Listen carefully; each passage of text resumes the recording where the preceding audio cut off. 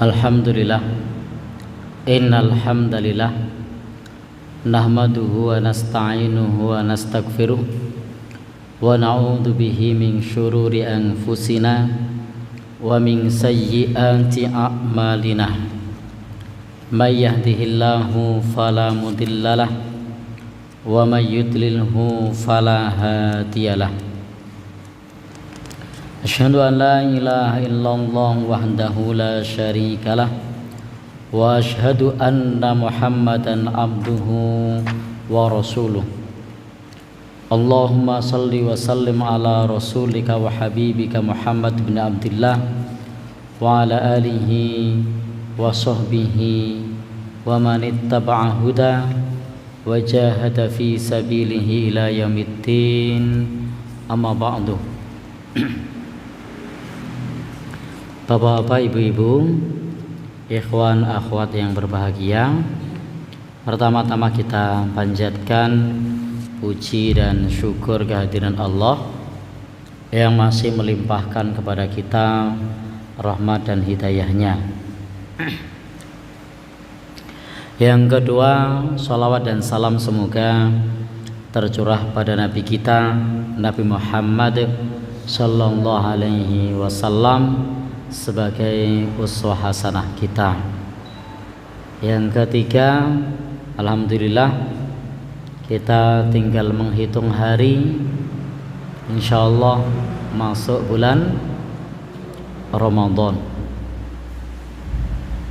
Sesungguhnya ada banyak hal yang perlu kita pelajari terkait dengan bulan Ramadan, mengingat di masyarakat kita masih banyak salah kaprah ketika menyambut bulan Ramadan. Tapi di kesempatan ini kita tidak akan mengkaji Ramadan. Kita akan mengulas surat Al-Ghasyiyah yang beberapa saat yang lalu sudah kita kutip beberapa. Namun sebelum itu saya ingin menyampaikan beberapa hal terkait salah kaprah di bulan Ramadan. Sebenarnya kalau dikupas itu menjadi topik kajian tersendiri. Yang pertama terkait bulan Ramadan itu biasanya disambut dengan padusan. Tidak sedikit kaum muslimin menganggap bahwa sebelum berpuasa itu mandi terlebih dahulu. Padahal mandi bukan merupakan syarat, bukan pula rukun puasa. Sebab Nabi sallallahu alaihi wasallam, karena Nabi sallallahu alaihi wasallam yudrikuhul fajru wa huwa junub.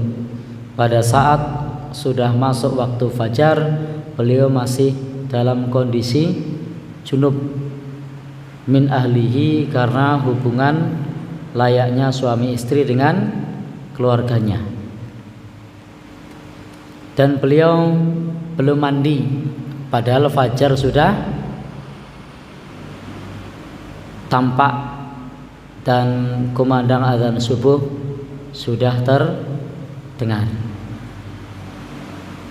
Maka ini dalil andai mandi itu adalah syarat, pastinya Nabi akan mandi sebelum fajar.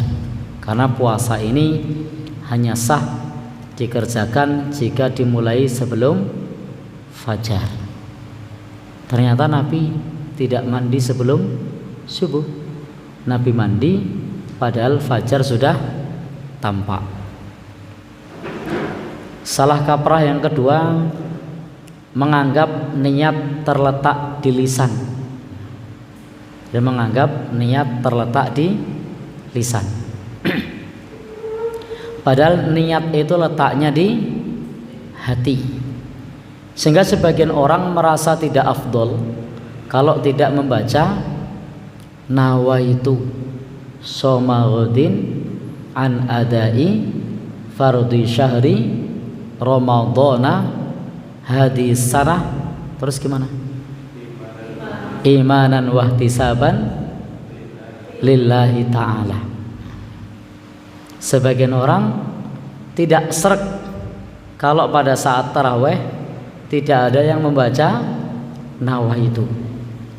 Seolah-olah niat itu letaknya di lisan, padahal niat itu letaknya di hati. Dalam kitab Subulus Salam disebutkan kita bisa niat Ramadan itu dengan dua cara. Cara yang pertama yaitu dengan meniatkan puasa 1 bulan. Pokoknya dari awal bulan sudah niat puasa selama 1 bulan. Sehingga jika suatu saat kerinan, tahu kerinan? Kesiangan, sehingga tidak sahur, puasanya tetap sah. Yang kedua, meniatkan setiap kali sebelum fajar, termasuk sesudah isya itu sebelum fajar. Sehingga kalau sebelum fajar tidak ada niat, maka puasanya tidak sah. Karena puasa ini hanya sah jika diniatkan sebelum fajar. Beda dengan puasa sunnah. Kalau puasa sunnah itu bisa niat meskipun sudah meninggi, matahari sudah meninggi. Pukul 11 siang cari makan tidak dapat, lalu kemudian niatkan untuk puasa. Boleh apa tidak? Boleh kalau sunnah. Tapi kalau wajib tidak boleh. Wajib harus niat sebelum fajar. Nah, disinilah kita sebagai keluarga besar PRM perlu memberikan edukasi kepada masyarakat bahwa niat itu letaknya di dalam hati, bukan di lisan, dan tidak ada keharusan dan bukan pula tuntunan dari Nabi untuk melafadzkan nawaitu somagodin, sehingga bisa dipahami bahwa niat itu letaknya di dalam hati. Kapan saja kita melakukan sesuatu, maka niat itu otomatis. Sebagaimana ketika kita makan sahur, maka ketika sahur itu otomatis niat puasa. Lah kalau sahur tidak niat puasa, itu bukan sahur, sarapan. Baik, itu diantara salah kaprah sebagian orang menganggap niat harus dilafadzkan. Tidak ada yang mimpin kurang sreg, kurang afdol. Ada lagi? Ada. Di bulan Ramadan. Di bulan Ramadan ketika pada saat sholat tarawih itu dipimpin doa. Asyhadu alla ilaha illallah, astaghfirullah, as'alukal jannah wa a'udzu bika minan nar. Allahumma innaka 'afuwun tuhibbul 'afwa fa'fu anni. Ketika kita tanyakan ke jamaah, Bapak Ibu doa apa ini? Jawabannya doa apa? Pak Bu, niki donga napa? Jawabannya doa apa? Doa taraweh. Nah betul, doa taraweh. Padahal ini doa taraweh bukan? Bukan. Lah inilah salah kaprah. Ini bukan doa taraweh, tapi jawabannya adalah doa taraweh. Nah, ini doa terdiri dari 2 hadis.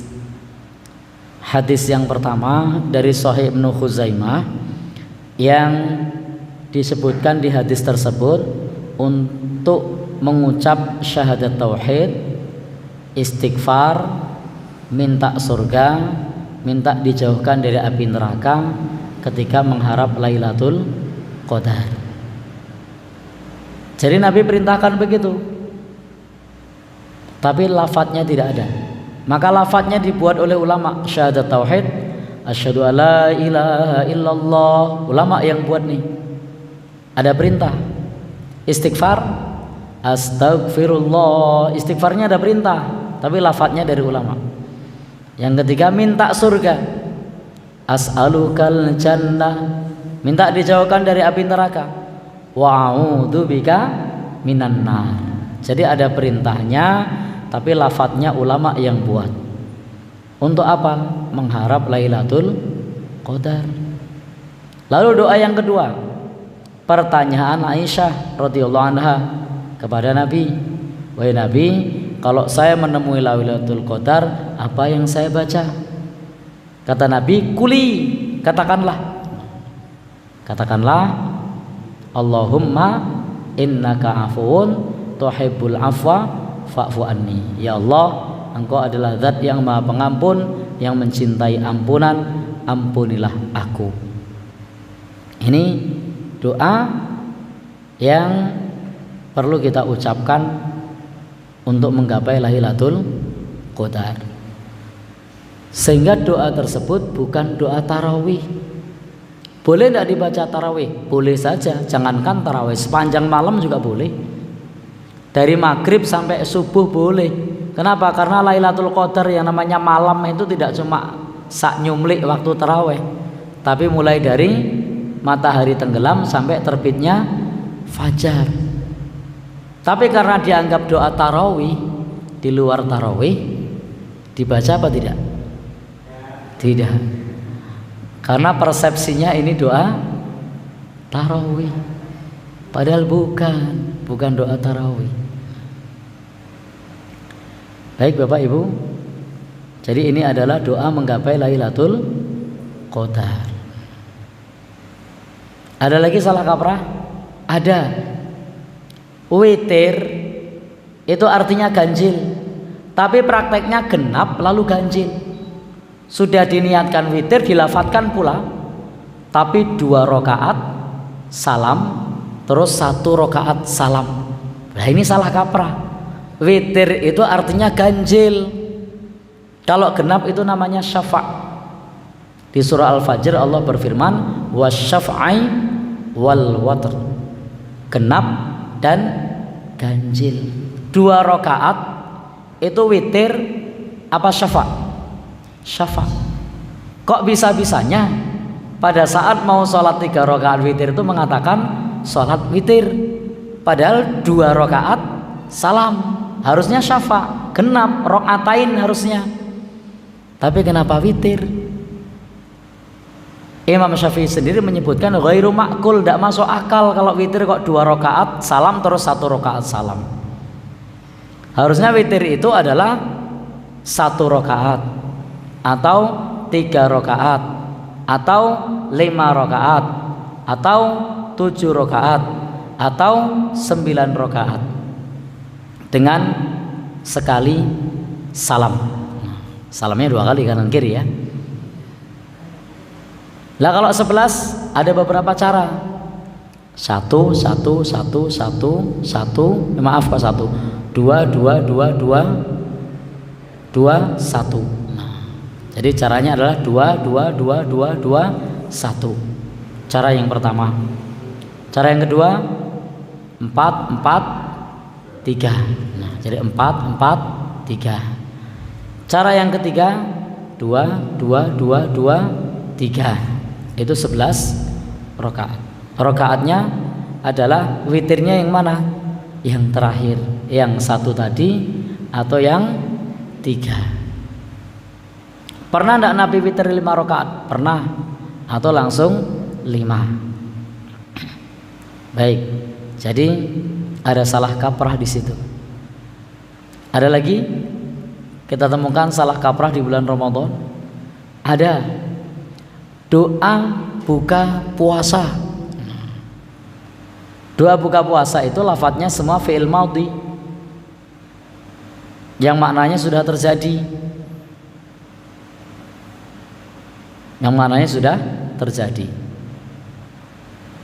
Wa ala rizkika aftartu, dan dengan rizkimu aku sudah berbuka. Udah makan belum? Belum. Lo kok sudah bilang begitu? Padahal wa ala rizqika aftartu itu artinya apa? Dengan rizkimu ya Allah aku sudah berbuka. Padahal udah berbuka belum? Belum. Kok bilang gitu?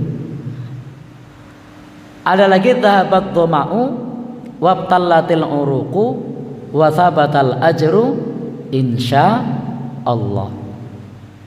Telah lenyap dahaga, telah basah urat-urat. Sudah minum belum? Kerongkongan telah basah.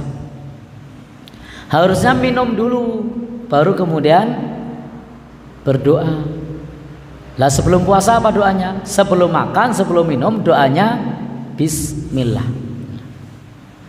Doanya bismillah. Jadi sebelum makan minum baca bismillah. Misalnya ini ada minumannya.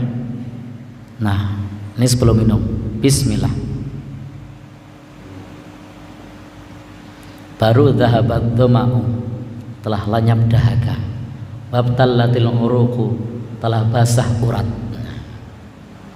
Tapi agak aneh, ini minuman masih utuh. Lalu bilangnya dhahabat dhama'u wabtallatil uruqu wa thabatal ajru insyaallah. Monggo tunjuk. Aneh kan? Lah kapan lenyap dahaganya? Kapan basah kerongkongannya? Padahal belum minum. Ya. Ini memang salah kaprah. Artinya memang kalau mau makan, mau minum baca bismillah. Kalau sudah minum baru baca dhahabat dhama'u wabtallatil uruqu wa thabatal ajru insya Allah. La Allahumma barik lana, Allahumma barik lana itu doa umum, doa keberkahan umum itu. Bukan doa khusus, itu umum. Artinya tidak dikhususkan pada saat mau makan, mau minum. Allahumma ya Allah barik lana, berkah untuk kami fima rozaqtana, atas apa yang kau anugerahkan kepada kami, wa qina adzabannar, dan jauhkan kami dari siksa api neraka. Umum. Saya sering sampaikan ini. Ketika beli motor baru, Allahumma barik lana fima rozaqtana wa qina adzabannar. Ya Allah, berkah untuk kami atas apa yang kau anugerahkan kepada kami. Motor anugerah bukan? Anugerah.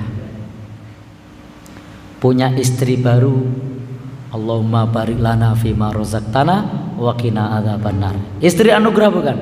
Anugerah. Ya Allah, berkah untuk kami atas apa yang kau anugerahkan kepada kami, dan jauhkan kami dari siksa api neraka. Apalagi naik pangkat, anugerah bukan? Anugerah. Naik pangkat, Allahumma barik lana fima rozaqtana wa qina adzabannar. Baik Bapak Ibu, itu doa umum. Tidak hanya pada saat makan. Pada saat makan yang khusus bismillah. Karena Nabi mengatakan kul bismillah, ucapkan bismillah. Dalam hadis lain sammillah, sebut nama Allah Subhanahu wa taala. Baik Bapak Ibu yang berbahagia, yang dirahmati oleh Allah Subhanahu wa taala, nanti kalau kita berbicara tentang salah kaprah di bulan Ramadan itu masih banyak. Tapi tidak bijak kalau kita banyak membicarakan salah kaprah di bulan Ramadan, padahal kajian kita kajian tafsir, kok tidak baca tafsir. Maka kita akan baca tafsir. Itu tadi sekedar mukadimah bahwa di bulan Ramadan itu ada perkara-perkara, hal-hal yang sebenarnya itu merupakan perkara yang salah kaprah di masyarakat kita. Tapi kadang itu dianggap sebagai bagian dari tuntunan. Padahal itu adalah perkara yang salah kaprah. Baik, kita di surah Al-Ghasyiyah. Kita di surat Al-Ghasyiyah. Ini selain kita membawa kitab tafsir yang biasanya, saya mencoba membuka kitab tafsir asli bahasa Indonesia dari Indonesia, penulisnya orang Indonesia dan penulisnya orang Muhammadiyah. Tafsir apa, ada yang tahu? Ya, Hamka, betul. Nama tafsirnya apa? Tafsir Al-Azhar. Nah, ini. Baik. Ini tafsir yang asli ditulis oleh orang Indonesia dan termasuk tokoh Muhammadiyah. Dan beliau menulis ini di mana nulisnya? Di penjara. Jadi saat di penjara itu produktif nulis kitab tafsir. Jadi ulama itu ketika di penjara bukan berarti ngelokro, bukan berarti istirahat, tapi tetap produktif. Beda dengan kita. Kita ini jangankan di penjara, di rumah saja itu kita terlena sehingga waktu kita terbuang. Tapi ulama ketika di penjara sekalipun ternyata membuahkan karya tafsir. Dan tafsirnya ini 30 juz. 30 juz ini saya ambil yang juz 30. Saya bawa tafsir ini karena ini dikasih hibah dari salah seorang rekan ketika di pesantren dulu, dan beliau kitabnya itu over, artinya raknya tidak muat. Saya dikasih dua, bukan 2 buku, bukan 2 set kitab. Nah, 2 set. Yang ini 1 set kitab tafsir Al-Azhar berbahasa Indonesia, jilid 1 juz 1 sampai juz 30. Majanan gratis. Ya saya ambil, mau dikasih gratis. Yang kedua itu saya dikasih kitab Nailul Autor. Dikasih kitab Nailul Autor, tulisan Imam Asy-Syaukani. Majanan juga gratis. Ya saya ambil. Baik, begitu saya di WhatsApp, mau ndak dikasih hibah begitu ya? Siap, kapan saya ambil. Baik. Maka ini kita akan coba sedikit menengok isi dari apa yang terdapat di tafsir ini. Tentu kita melanjutkan tafsir yang sebelumnya. Yang di Al-Azhar ini hanya untuk sekedar tambahan saja, jika nanti kita jumpai ada perbedaan. Baik. Surat Al-Ghasyiyah. Apa arti Al-Ghasyiyah? Tertunduk lesu, mengerikan. Surat ini surat Makkiyah, membicarakan yang pertama kondisi kiamat dan kengerian-kengerian pada saat hari kiamat, ketika orang kafir disiksa oleh Allah Subhanahu wa ta'ala. Kemudian di surat ini juga menceritakan tentang orang-orang yang hidupnya bahagia, orang-orang yang beriman. Kemudian surat ini juga menceritakan dalil-dalil, bukti-bukti keesaan Allah Subhanahu wa ta'ala. Dan surat ini ditutup dengan peringatan agar manusia semua kembali kepada Allah semuanya, karena nanti semua manusia akan ada hisab, akan ada hari pembalasan. Yang pertama adalah hal ataka hadisul ghasyiyah. Bukankah telah datang kepadamu berita yang dahsyat, yang mengerikan? Sudahkah datang kepadamu berita kejadian yang ngeri itu? Wujuhu yauma idzin khasyi'ah. Wajah-wajah pada hari itu tertunduk, terhina. Jadi orang-orang kafir tertunduk, terhina. Amilatun nasibah, yang bekerja, yang bersusah payah. Jadi orang-orang kafir di akhir kelak akan kepayahan. Meskipun bagaimanapun usaha mereka, di akhirat itu adalah akibat. Tasla naron hamiyah, maka mereka akan masuk ke dalam api yang sangat panas. Akan masuk ke dalam api yang sangat panas. Jadi salah satu siksaan kelak di akhirat akan masuk ke dalam api yang sangat panas. Tusqa min ainin aniyah, diberi minum dari mata air yang mendidih. Jadi kalau tidak mendidih saja itu panas, apalagi kalau mendidih. Ini sudah tidak mendidih, hangat, tapi saya tidak berani minum semuanya. Minumnya sedikit-sedikit. Bismillah. Kalau diminum semua masih kepanasan. Padahal di akhirat nanti itu orang-orang kafir akan diberikan minum dengan minum yang mendidih. Ora iso dibayangke betapa sakit sekali. Laisa lahum ta'amun illa min dhari. Mereka tidak diberi makan kecuali dhari. Dhari itu pohon yang berduri. Jadi tidak ada makanan kecuali pohon yang berduri. Tidak ada pilihan. Dikasih pohon yang berduri. La yusminu, yang tidak menggemukkan, wala yughni min ju', dan juga tidak mengenyangkan, tidak mencukupi dari rasa lapar. Itulah kondisi orang kafir. Minta minum dikasih minuman yang mendidih, minta makan dikasih pohon berduri, sehingga tidak bikin gemuk, tidak pula bikin kenyang, tapi malah semakin sakit.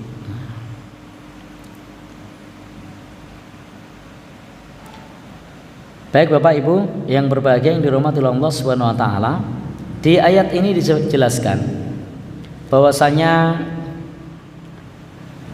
kepada Nabi Shallallahu alaihi wasallam, bukankah sudah datang kepadamu tentang berita yang mengerikan?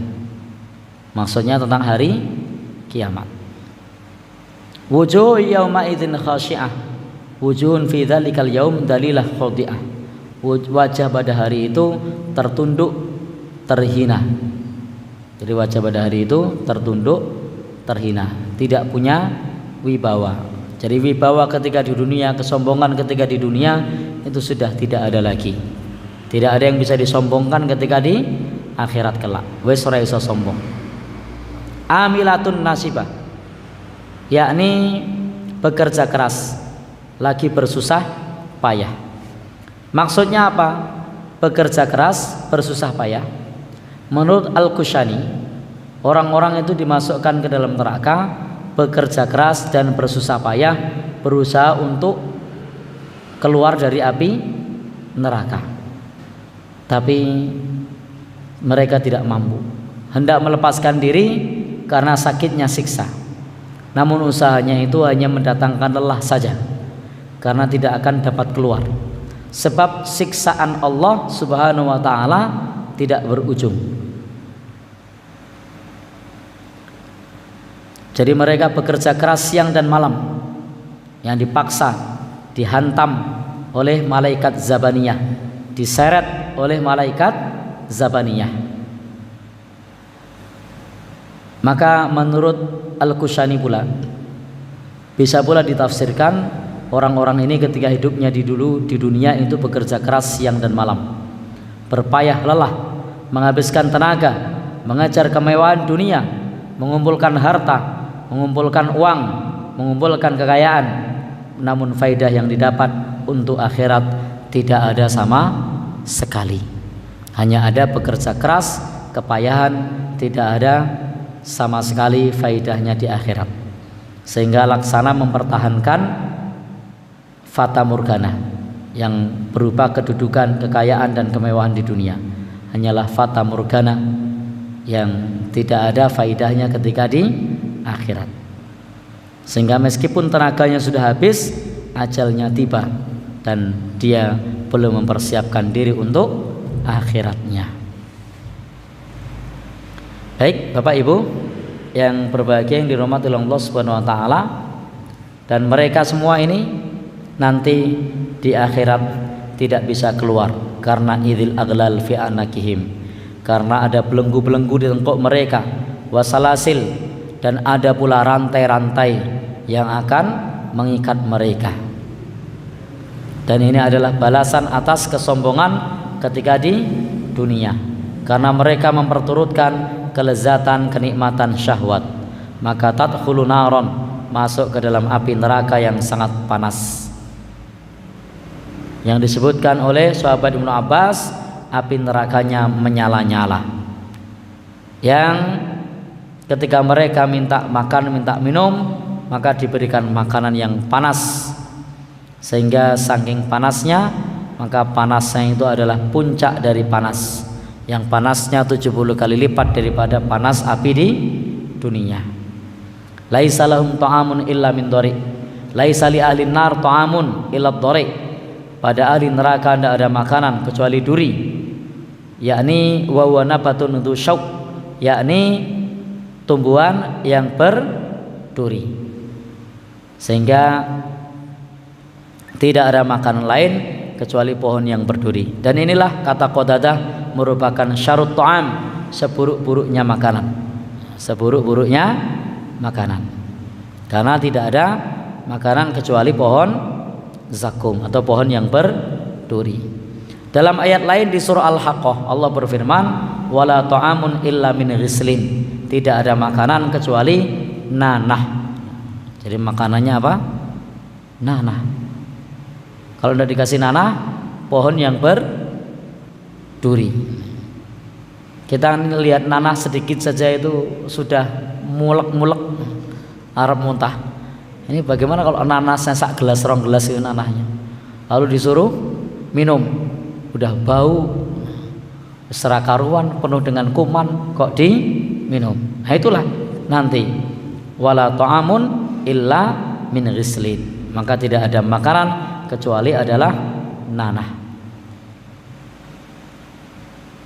Maka orang-orang yang disiksa itu macam-macam.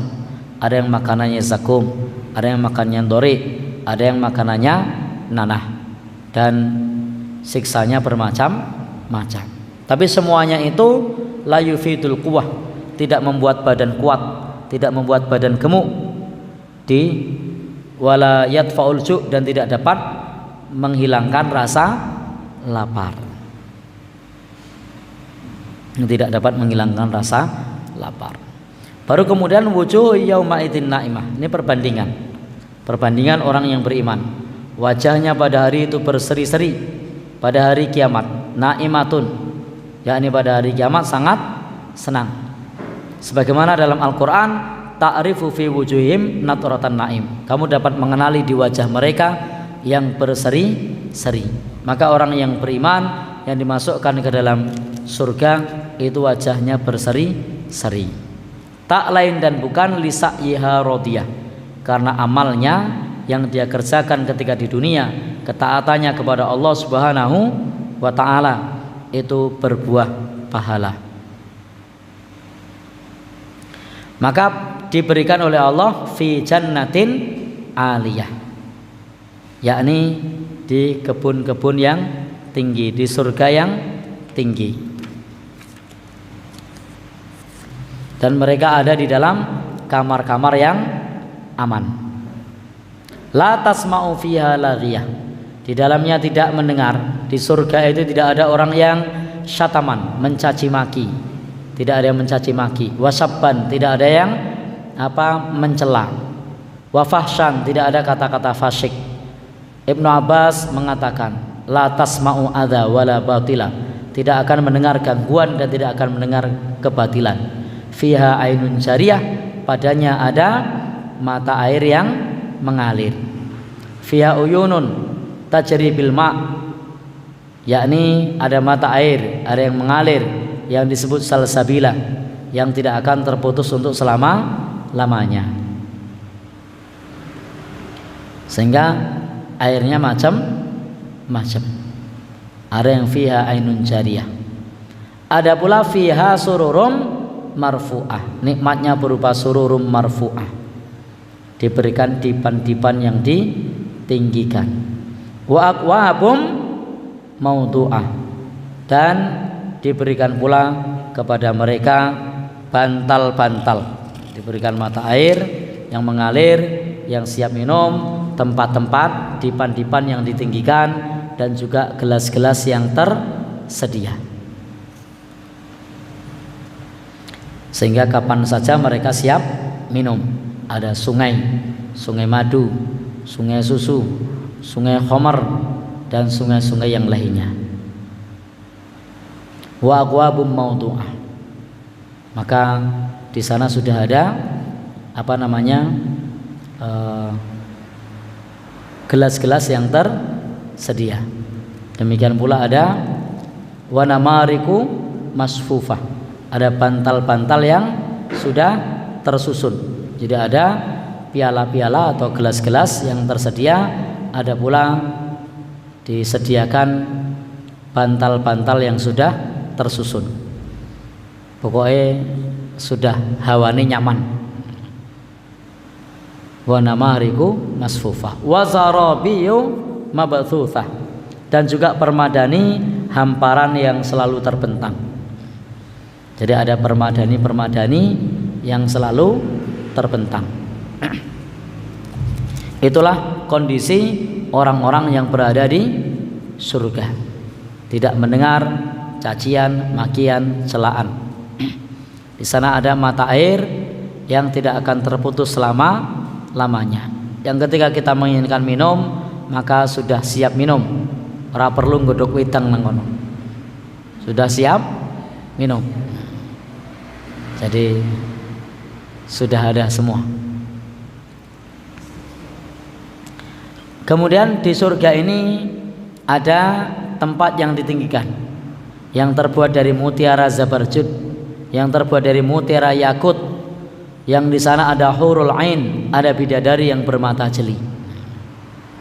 Ya jelisu ala tilkas surur, yang sudah duduk menantikan di dipan-dipan tersebut yang ditinggikan. Kemudian juga Bapak Ibu yang berbahagia yang dirahmati Allah Subhanahu wa taala, minumannya yang sudah tersedia itu tahtaj ila mayyamlauha, sudah disediakan untuk siapa saja yang ingin memenuhi gelas-gelas tersebut. Demikian pula bantal-bantal juga sudah tersedia bagi siapa saja yang hendak istirahat. Padahal di surga itu tidak ada capek, di surga itu tidak ada lelah, di surga itu tidak ada letih, semuanya nyaman. Beda dengan di dunia. Surga ora ono rasa kesel, ngelak, ngelih, ngantuk, ndak ada. Di surga semuanya enak, nyaman.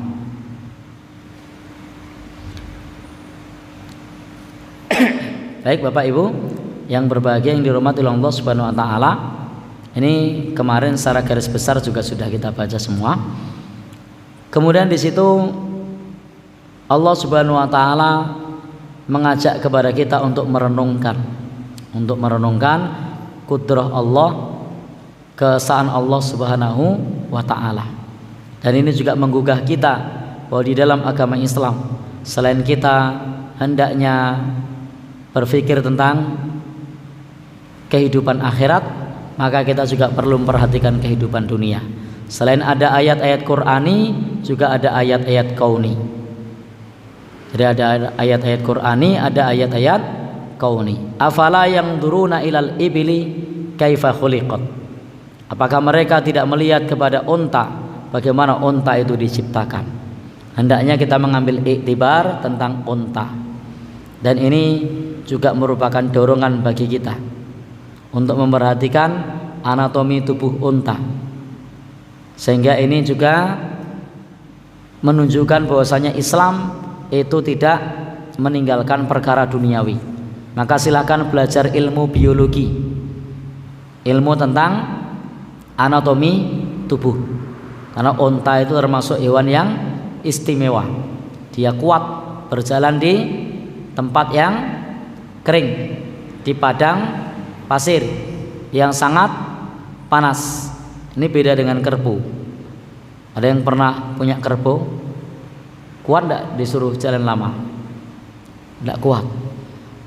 Dia bawaannya pengen nyemplung ke air. Apalagi suruh jalan lama pinggirnya sungai, bawaannya pengen nyemplung itu kalau kerbau. Baik. Jadi unta ini, kerbau, semua hewan itu ada ayat-ayat Allah di sana, ada tanda-tanda kekuasaan Allah di sana. Maka hendaknya kita mengambil iktibar. Maka ketika Allah berfirman, apakah kalian tidak memperhatikan unta? Bagaimana unta diciptakan? Mananya adalah agar kita mengambil iktibar, mengambil pelajaran. Dan ini juga dorongan bagi kita untuk belajar ilmu biologi. Kemudian setelah diminta untuk mempelajari ilmu unta, wa ilas sama'i kaifa rufi'at, dan kepada langit, bagaimana langit ditinggikan, agar kita merenungkan ayat-ayat Allah Subhanahu wa taala. Dan ini juga dorongan bagi kita untuk belajar ilmu ruang angkasa. Ilmu Allah itu luas. Termasuk di sini adalah agar kita memperhatikan langit, bagaimana langit ditinggikan tanpa tiang. Semua kuasa Allah Subhanahu wa taala. Dan langit itu semua Allah yang menciptakan. Tidak ada yang ngasih contoh sebelumnya. Wa ilal jibali kaifa nusibat, dan kepada gunung. Kalau tadi yang pertama unta, yang kedua itu adalah langit, yang ketiga adalah gunung. Agar kita memperhatikan gunung-gunung. Bagaimana gunung-gunung tersebut sudah dipancang. Wa ilal ardi kaifa sutiat, demikian pula kepada bumi, yang bumi itu sudah dihamparkan. Baik Bapak dan Saudara, ini dorongan bagi kita untuk belajar ilmu, kalau gunung apa? Vulkanologi. Nah, juga dorongan bagi kita untuk belajar ilmu kegunungan tentang masalah gunung. Wa ilal ardi, dan kita juga mempelajari bumi, perhatikan bumi. Ini adalah dorongan pula bagi kita untuk belajar ilmu geologi. Bagaimana bumi itu dihamparkan, tempat manusia tinggal, tempat manusia hidup. Maka Al-Quran turun kepada kita, sudah jelas memerintahkan kepada kita untuk ingat akhirat. Tapi kita juga harus memperhatikan ayat-ayat Allah. Kelak di akhirat ada siksa neraka, kelak di akhirat ada nikmat surga. Dan di dunia ini hendaknya kita memperhatikan ayat-ayat Allah. Allah tadi telah mencontohkan di ayat ini, perhatikanlah unta, perhatikanlah langit, perhatikanlah gunung-gunung, perhatikanlah bumi. Semua itu adalah tanda-tanda kekuasaan Allah Subhanahu wa ta'ala. Baik Bapak dan Saudara yang berbahagia, yang dirahmati Allah Subhanahu wa ta'ala. Kemudian fadzakir. Fadzakir ini perintah kepada Nabi kita sallallahu alaihi wasallam. Fadzakir, maka berilah peringatan. Jadi meminta kepada Nabi untuk memberikan peringatan. Innama anta mudzakir, sesungguhnya kamu hanyalah seorang pemberi peringatan. Karena memang tugas Nabi sallallahu alaihi wasallam diutus tak lain dan bukan sebagai pemberi peringatan. Sejak awal beliau diutus, tugasnya pemberi peringatan. Allah berfirman, wa angdir ashiratakal aqrabin, dan berikanlah peringatan kepada keluarga-keluarga dekatmu.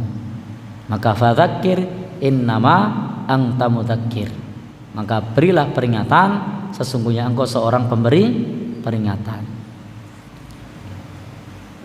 Maka ya ayyuhar rasul, wahai rasul, kepada Nabi kita sallallahu alaihi wasallam, agar kita bangkit untuk memberi peringatan, berdakwah. Jadi tidak berlarut-larut dalam kesedihan, tapi dianjurkan untuk fadzakir innama anta mudzakir. Tugas kita hanya memberi peringatan. Lasta alaihim bimusaitir. Ini ditegaskan kepada Nabi sallallahu alaihi wasallam bahwa Nabi itu tidak dapat memaksa mereka. Karena urusan apa? Hidayah itu dari Allah Subhanahu wa taala. Maka demikian pula kalau kita berdakwah lalu kemudian orang tidak menerima dakwah kita, tidak boleh sakit hati. Nabi saja disebut oleh Allah lasta alaihim bimusaitir. Engkau tidak dapat memaksa. Yang tugasnya hanya memberi peringatan dan tidak bisa memaksa mereka. Illa mang tawalla wa kafar. Lalu apa konsekuensinya? Kecuali orang yang berpaling dan ingkar. Fayu'adzibuhullahul adzabal akbar. Maka kelak akan disiksa oleh Allah Subhanahu wa taala. Artinya fayu'adzibuhullahu binari jahannam. Allah Subhanahu wa taala akan menyiksa mereka dengan api neraka Jahannam. Jadi ada saatnya orang-orang yang ingkar dan berpaling itu akan disiksa dengan api neraka. Maka tidak boleh bagi kita untuk berpaling dan ingkar kepada para nabi. Meskipun kita tahu tugas nabi itu hanya menyampaikan, tetapi hendaknya kita menyambut hidayah dari Allah Subhanahu wa taala, bukan menolak hidayah itu. Dan Allah Subhanahu wa taala berhak menyiksa siapa saja, termasuk di sini fayu'adzibuhullahul adzabal akbar.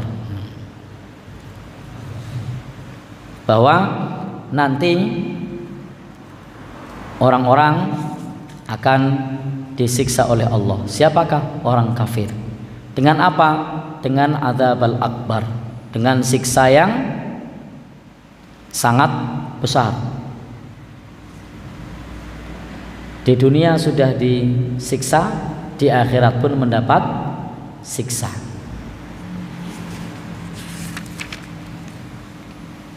Sehingga ayat ini menegaskan bahwa tugas Nabi Shallallahu Alaihi Wasallam adalah seorang Rasul.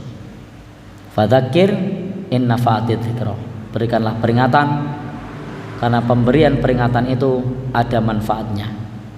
Dan kalimun nas ala qadri unqurihim. Bercakaplah dengan manusia menurut kadar akal mereka. Artinya apa? Bahwa Nabi Shallallahu Alaihi Wasallam diminta untuk berdakwah oleh Allah Subhanahu wa taala, dan dakwah Nabi Shallallahu Alaihi Wasallam itu sesuai dengan kadar berpikir mereka.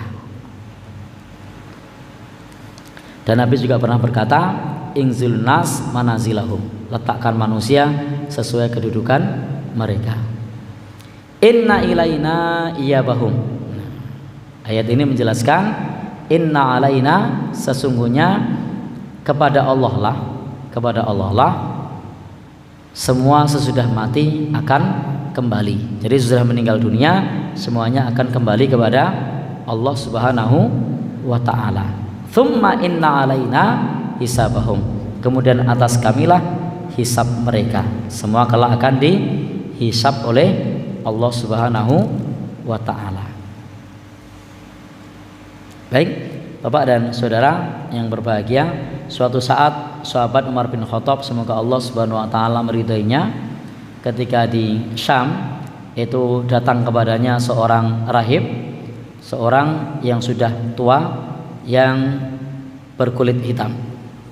Ketika melihat sahabat Umar, maka dia pun menangis. Maka sahabat Umar pada saat itu menangis. Dan orang ini berkata, "Ma yabkika ya Amirul Mukminin?" Apa yang membuatmu menangis wahai Amirul Mukminin? Bukankah dia seorang rahib Nasrani? Maka kemudian Amirul Mukminin Umar bin Khattab, semoga Allah meridainya, berkata, "Zakartu, aku ingat, qala Allah, firman Allah, amilatun nasibah tasla naron hamiyah." Bahwasanya mereka bekerja keras, mereka dimasukkan ke dalam api neraka, mereka keletihan, kepayahan. Maka saat itu fabakaitu, maka kemudian aku pun menangis. Jadi sini adalah kisah bagaimana sahabat Umar dengan sahabatnya menangis karena ingat ayat yang ada di surah Al-Ghasyiyah, yakni amilatun nasibah, orang kafir yang bekerja keras tapi ternyata hanya kepayahan, kecapean, keletihan dan tidak mendapatkan apa-apa. Baik, intinya di ayat ini menjelaskan kepada kita bahwa thumma inna alaina hisabahum, semua akan dihisab, semua akan diperiksa oleh Allah Subhanahu wa taala. Harta kita yang haram itu akan disiksa. Harta kita yang halal itu akan diperiksa. Jadi kalau kita punya harta, kalau halal maka halal pun akan dihisab. Kalau haram, yang haram akan disiksa. Maka pastikan kita memiliki harta yang halal dan belilah secukupnya, tidak banyak-banyak. Kenapa? Ingat hadis Nabi bahwa orang kaya itu masuk surganya belakangan. Kenapa? Karena hisabnya lama. Dan orang fakir, orang miskin itu masuk surganya duluan. Kenapa? Karena hisabnya cepat. Nah, demikian yang bisa kita sampaikan di kesempatan kali ini sebagai penegasan atas apa yang sudah kita baca di kesempatan yang lalu terkait tafsir surat Al-Ghasyiyah. Mudah-mudahan ini bermanfaat. Ada pertanyaan dipersilahkan. Kalau tidak ada saya cukupkan. Saya kembalikan kepada Bapak Pranoto Hadisoro. Matur nuwun.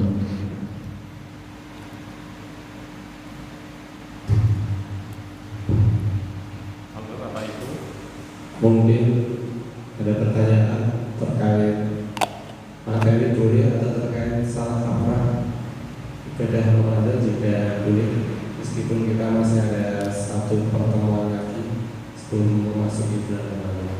Halo, Bapak Ibu? Tidak ada. Apakah ada?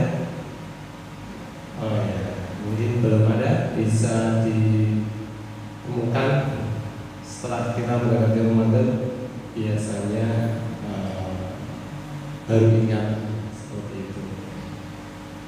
Mari Bapak Ibu, karena tidak ada pertanyaan kita akhiri. Oh ya, belum. Halo, Ustaz.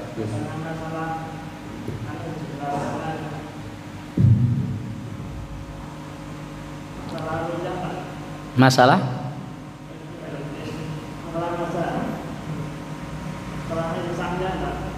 Baik. Baik, sama. Itu sebenarnya juga kalau tadi kita teruskan, termasuk salah kaprah di bulan Ramadan itu imsak. Kenapa? Karena di zaman Nabi itu tidak ada kumandang imsak. Ini tidak ada. Sebelum azan subuh imsak itu tidak ada. Itu sifatnya istihadi. Di zaman Nabi tidak ada. Dan itu pun masih boleh makan, masih boleh minum selama kumandang azan belum terdengar, selama fajar belum terbit. Karena pengertian puasa itu adalah imsak, menahan, minal muftirat, dari yang membatalkan puasa, min tulu'il fajri, dari terbitnya fajar, ila ghurubis syamsi, sampai tenggelamnya matahari. Tidak ada di situ menahan dari yang membatalkan puasa sejak sebelum terbit fajar, tapi yang ada adalah sejak terbit fajar. Silakan cek pengertian puasa di kitab manapun. Menahannya itu adalah sejak terbit fajar, bukan sejak 10 menit sebelum terbit fajar. 10 menit sebelum terbit fajar itu adalah saat sunnah berhentinya makan. Sunnah berhentinya makan itu disebutkan qadra khamsina ayat, kurang lebih sekitar 50 ayat. Jadi ada sahabat Rasulullah SAW yang bersaksi mereka berhenti makan kurang lebih 50 ayat, membaca 50 ayat lalu kumandang adzan. Jadi sahur itu utamanya di akhir. Nah, akhirnya sahur itu kita akhiri makan, dan begitu makan selesai maka ada kurang lebih kalau baca Quran dapat 50 ayat. Bacaan orang dewasa yang lancar, ayat yang tidak terlalu panjang, tidak terlalu pendek. Bukan bacaan anak TPA yang belum lancar. Ya. Itu lama itu 50 ayat. Ini bacaan orang dewasa yang sudah lancar. Ya bisa kita bulatkan kira-kira takriban mendekati 10 menit. Ya, 10 menit sebelum adzan itu adalah waktu sunnah berhenti makan atau selesai sahur. Andai kemudian kita masih ada cemplon, dihabiskan boleh enggak? Boleh. Bahkan makan bakso sak mangkok dihabiskan masih cukup enggak? Satu mangkok masih cukup enggak waktunya untuk habiskan? Muhammadiyah cukup, kan bonus 8 menit. Ya kan? Begitu imsak itu masih kurang 10 menit. Muhammadiyah 10 menit itu belum adzan. Masih nunggu lagi 8 menit. Berapa menit? 18 menit. Sak mangkok habis enggak bakso? Habis. Jadi terdengar imsak itu makan nasi goreng masih habis itu. Nah, kenapa? Karena waktunya ternyata untuk di Muhammadiyah menggunakan kriteria 18 derajat terbitnya fajar di ufuk timur.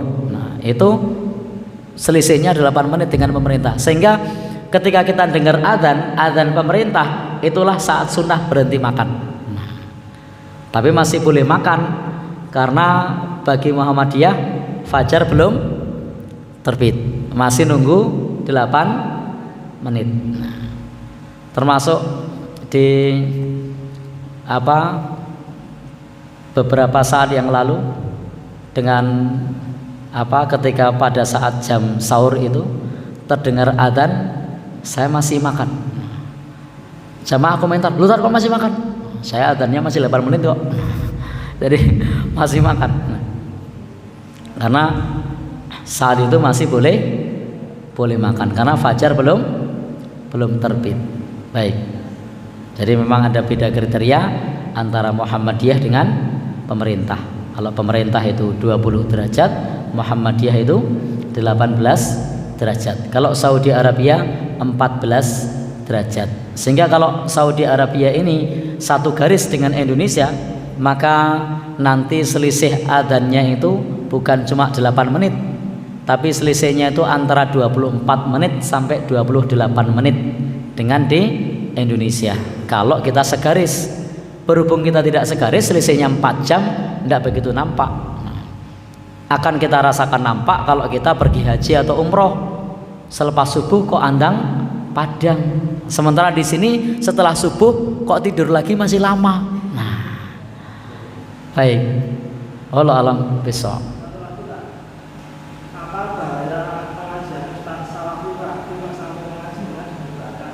Wah, ini perlu dijawab apa enggak ini? Baik, ini ada pertanyaan. Sebenarnya ini bukan kewenangan saya untuk menjawab, tapi karena ditanyakan, maka saya coba untuk menjawab sebisanya. Ini ada pertanyaan, seberapa bahaya pengajian Salafi Wahabi sampai pengajian tersebut dibubarkan? Saya tahu maksud penanya ini, karena kemarin ada pengajian yang diisi oleh Ustadz Syafiq Reza Basalamah yang dibubarkan oleh ormas tertentu. Nah, baik. Saya tidak tahu kenapa pengajian tersebut dibubarkan.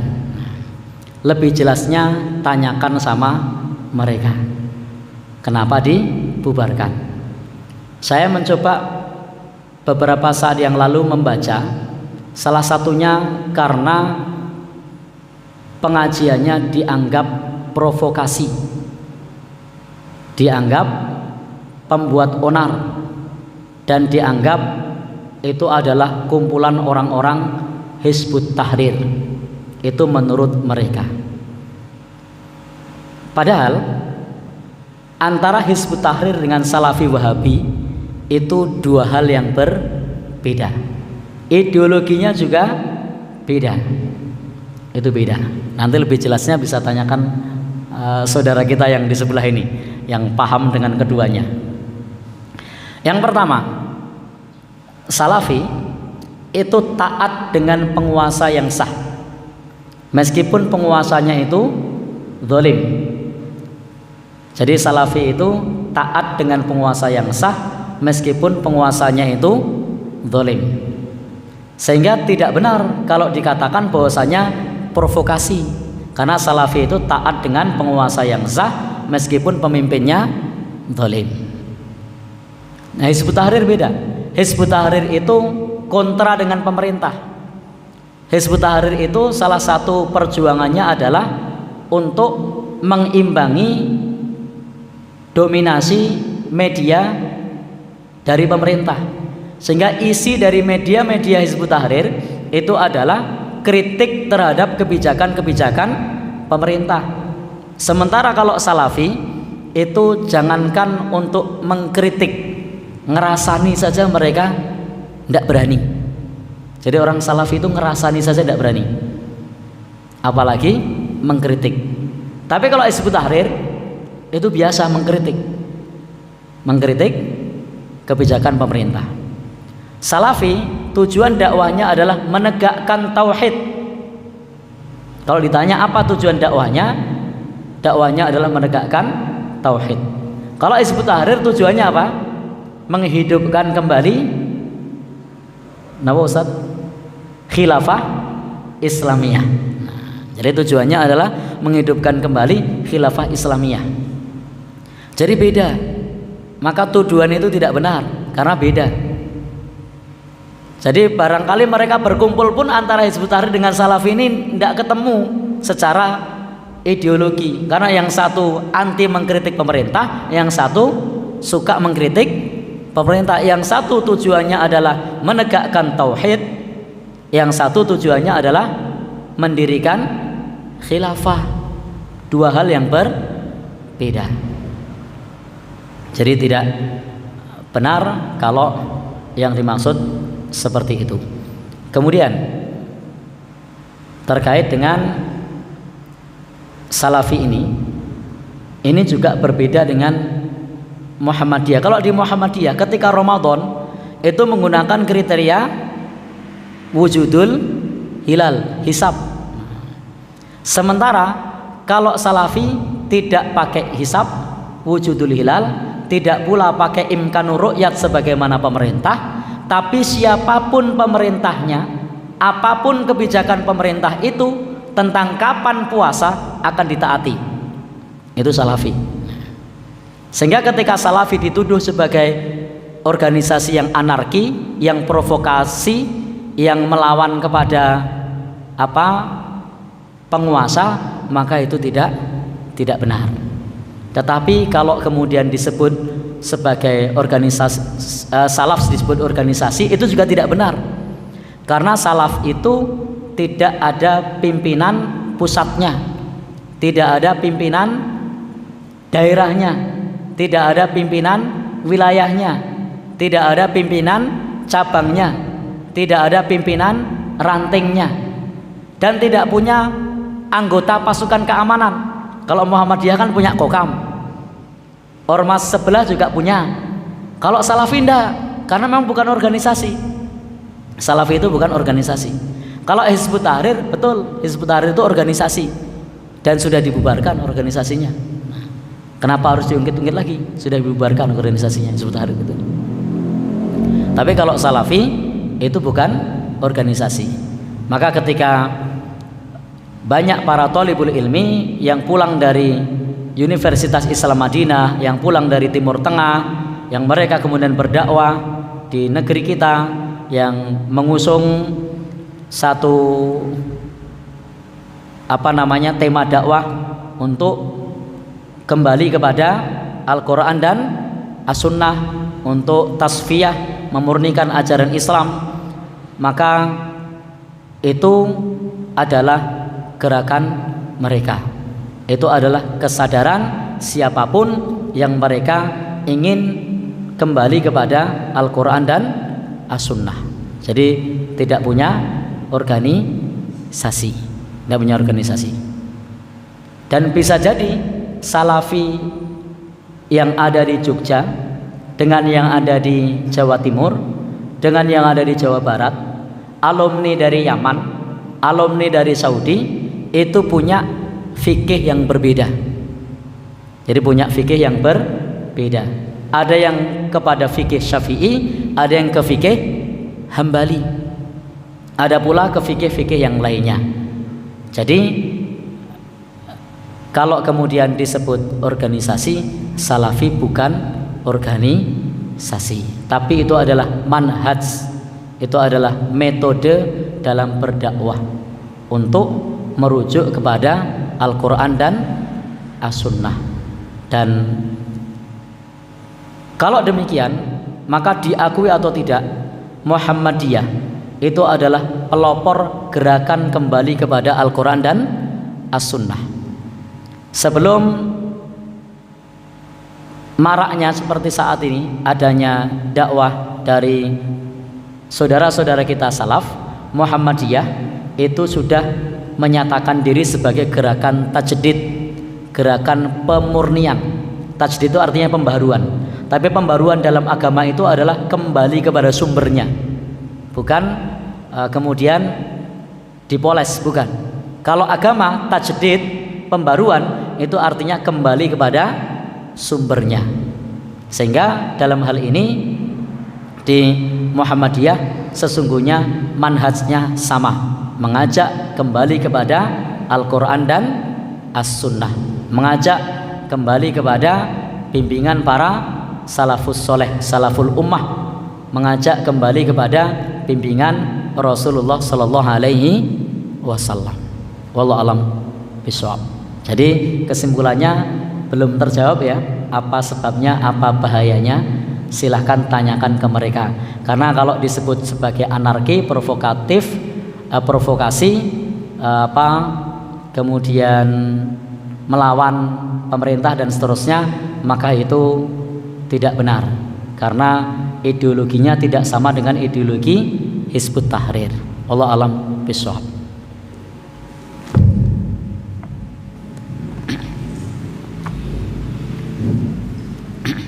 Ya, Bapak Ibu, untuk kajian pada malam hari ini, mari diakhiri dengan doa penutup. Subhanakallahumma wa bihamdika asyhadu an la ilaha illa anta astaghfiruka wa atubu ilaik. Itu kehadirannya walaupun Bapak Ibu pada pengajian yang akan datang. Bila